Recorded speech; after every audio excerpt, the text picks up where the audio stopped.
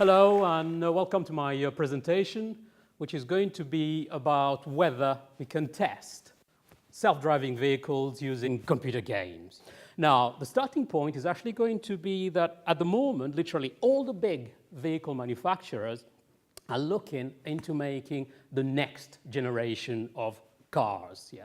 And here we're talking about cars that can either drive themselves completely or cars that can essentially make the passenger, the driver, as safe as possible. Now, obviously, you wouldn't just jump into that car, rely on the computer without ensuring that it's as good as it could be. And that's where testing comes in. And of course, to test it, it's got to be tested over as wide a range of test conditions as possible. And in this case, we're looking at the normal ones, where it's simply, does it brake when it's supposed to brake? And ultimately, does it actually detect extreme dangers as well?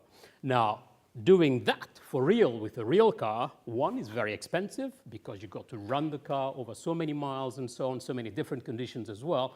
And very importantly as well, it's very risky, to test those critical conditions. And this is where now playing games comes in, because with games, we can build whichever shapes we want. We can make them act whichever way we want by building in artificial intelligence and as close to physics of the real world as we can make it. Those two ingredients together essentially give us the ultimate test machine.